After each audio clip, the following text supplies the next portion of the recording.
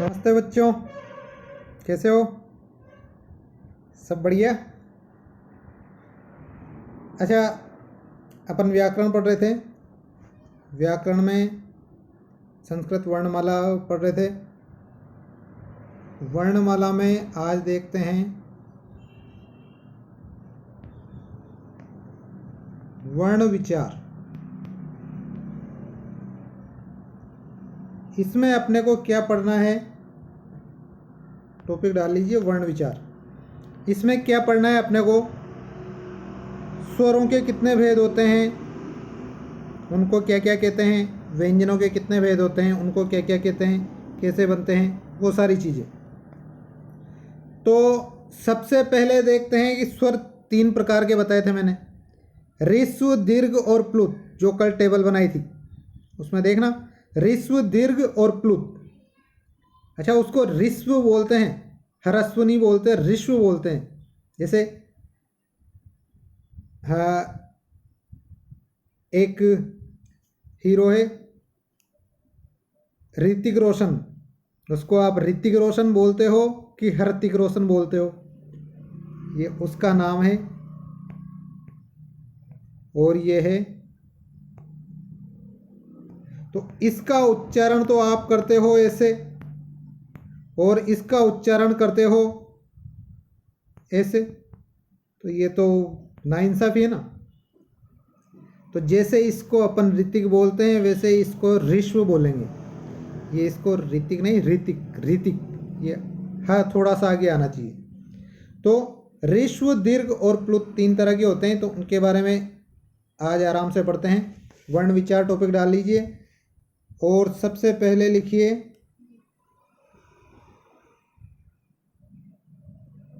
सूत्र।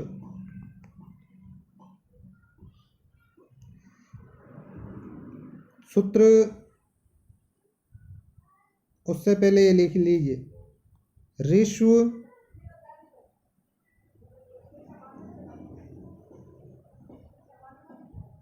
दीर्घ, प्लुत, संज्ञा विधायक सूत्र।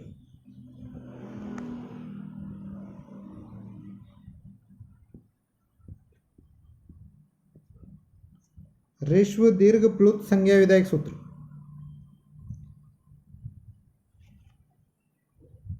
तो ऋष्व, दीर्घ, प्लुत, संज्ञा विधायक सूत्र कौन सा है? उ, का, लो,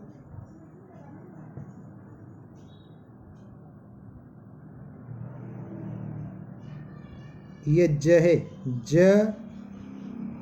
फिर झ, उकालो, झस्रु,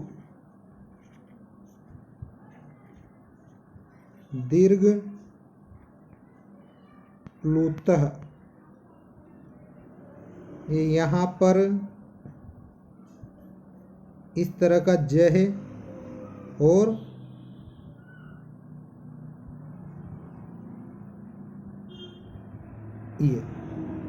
ये है यहाँ पर उकालो, झस्रव, दीर्घ, प्लुतः।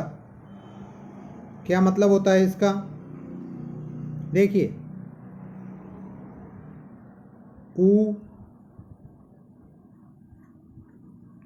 कालह, संधि विच्छेद करते हैं। यहाँ पर ये अवग्रह है तो अवग्रह का हो जाएगा अ, और जो ये च है इसका हो जाएगा च। अच, फिर ऋष्व, पता नहीं आज पेन भी कैसे चल रहा है, दीर्घ, प्लुत। समझ लेना, उ, कालह, अच, ऋष्व, दीर्घ, प्लुत। जो बोल रहा हूँ वैसा वैसा ही लिखना है। तो इसका मतलब क्या हुआ कि जिस प्रकार उ को काल के आधार पर यानी समय के आधार पर ऋष्व, दीर्घ और प्लुत कहते हैं, उसी प्रकार से सभी अचों को उनकी मात्रा के आधार पर, मात्रा कितने समय तक बोलते हैं उसके आधार पर ऋष्व, दीर्घ और प्लुत कहते हैं। अब जो मैं समझा रहा हूँ वो लिखना नहीं है। जैसे ऊ, तो एक ऊ तो ये होता है जिसको बोलते हैं अपन ऊ, एक ऊ होता है ये जिसको बोलते हैं ऊ, और एक ऊ होता है ये जिसको बोलते हैं ऊ। ऊ ऊ ऊ, ये लंबा वाला है। तो ये तो है ऋश्व, ये है दीर्घ, और ये है प्लुत। प्लुत का पता लगाने के लिए अपन क्या करते हैं, पीछे 3 लिख देते हैं, जैसे हिंदी का 3 आता है वैसे लिख देते हैं। ये सूत्र लिख लिया होगा। सूत्र के नीचे ये लिख लेना, ऊ कालह अच ऋश्व दीर्घ और प्लुत। क्या मतलब हुआ इसका?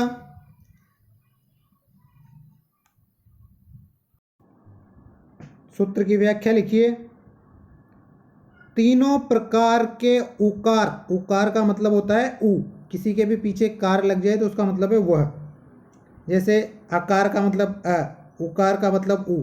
तो तीनों प्रकार के उकार को बोलने में अलग अलग जितना समय लगता है उतना ही समय किसी स्वर को बोलने में लगता है।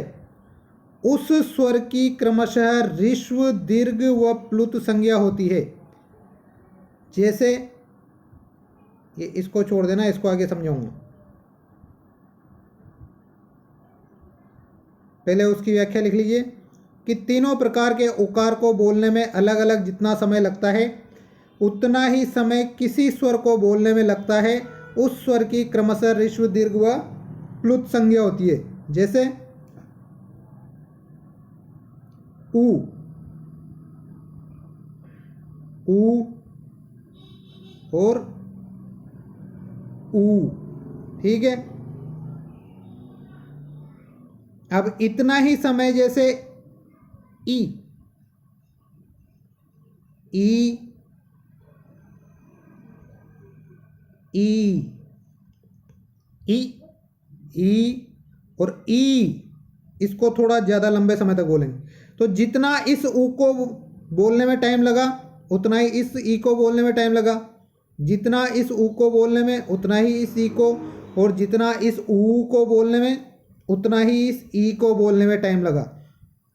तो इसकी तो कौन सी संज्ञा होगी? ऋश्व। इसकी कौन सी होगी? दीर्घ।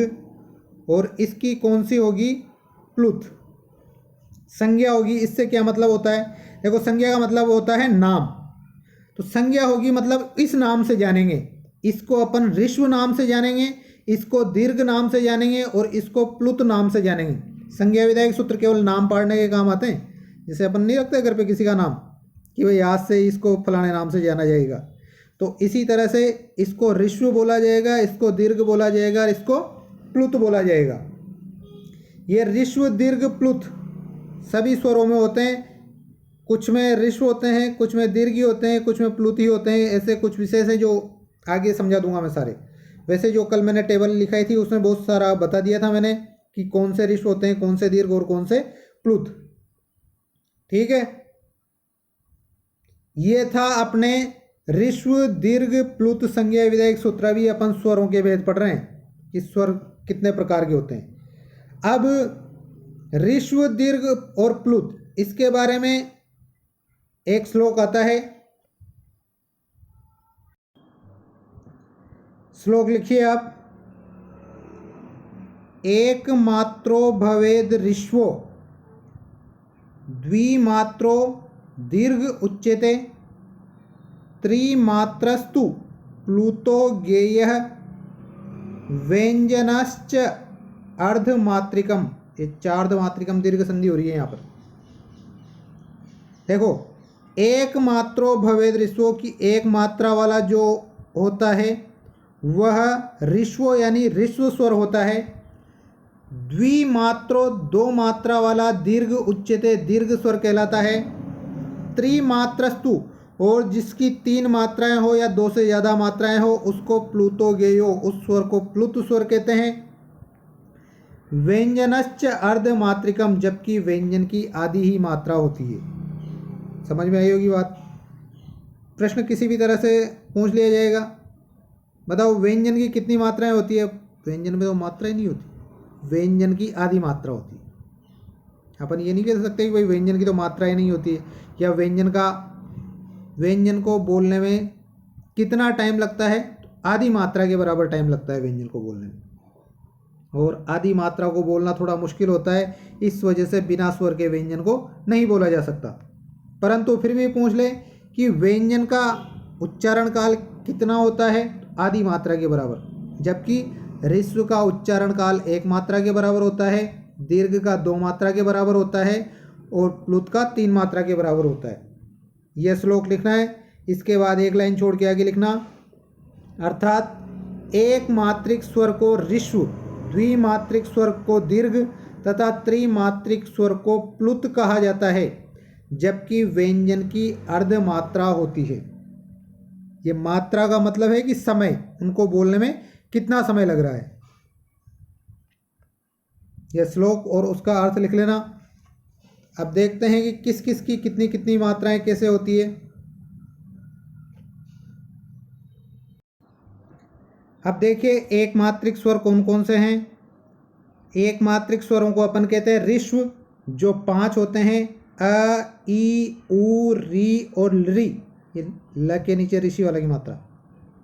द्विमात्रिक स्वर उनको दीर्घ कहते हैं, आ, ई, उ, री, ए, ओ, ऐ, औ। अब यहाँ पर ये मत मान लेना कि इस ए में तो ये तो छोटा ए है, एक ही मात्रा होनी चाहिए, ये छोटा ओ है, एक ही मात्रा होनी चाहिए। ऐसा नहीं है। देखो ये ए कैसे बना है? अ प्लस ई, इन दोनों से मिलके बना है ए। इन दोनों से मिलके क्या बना है? ए। जैसे अपन गुण संधि पढ़ते हैं, तो गुण संधि में पढ़ते हैं नागेश, तो नाग प्लस ईश, अ प्लस ई, इन दोनों से मिलके क्या बना है? वो नागेश में एक ही मात्रा इन दोनों से मिलके बनी है। इसी तरह से ओ, जैसे गुण संधि में ही यथोक्तम शब्द है, तो यथोक्तम में यथा प्लस उक्तम, ये नहीं लिखना है आपको, केवल समझा रहा हूँ। यहाँ पर आ और यहाँ पर उ, इन दोनों से मिलके यथोक्तम में ये ओ की मात्रा बनती है। तो समझ में आ गया होगा कि ये भी दीर्घ है और ये भी दीर्घ है, क्योंकि इनमें भी 2-2 मात्राएं हैं। त्रिमात्रिक स्वर कितने होते हैं? या तो 8 या 9। अब यहाँ पर ये देखना, अगर आ लिख के उसके बाद भी 3 लगा दो तब भी प्लुत है, और अ लिख कर उसके बाद भी 3 लगा दो तब भी प्लुत है। ये त्रिमात्रिक स्वर के बाद प्लुत भी लिखना है आपको। जैसे यहाँ पर ये ऋस्व दीर्घ लिख रखा है, वैसे ही प्लुत भी लिखना है।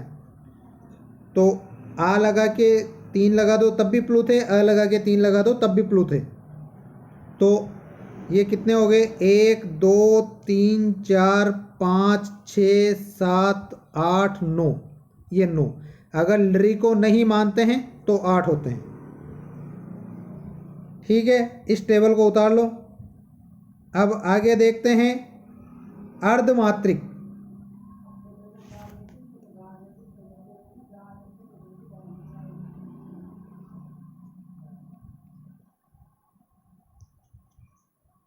अर्धमात्रिक वर्ण। अर्धमात्रिक वर्ण क्या होते हैं? व्यंजन होते हैं, वो स्वर नहीं होते हैं। व्यंजन होते हैं जिनमें स्पर्श क से लेकर के म तक 5 वर्ग, उनको स्पर्श कहते हैं। वो कितने हैं? 25। अंतस्थ 4, ऊष्म 4, क से म तक ये वरल श स और ह, ये यहाँ से काट लेना इसको। देखिए बार बार आपको ये चीज़ें पढ़ा रहा हूँ, ये चीज़ें आपको अच्छी तरह से समझनी हैं, बहुत ज़्यादा इम्पोर्टेंट है सभी हिसाब से, कंपटीशन के हिसाब से, संस्कृत की नॉलेज के हिसाब से।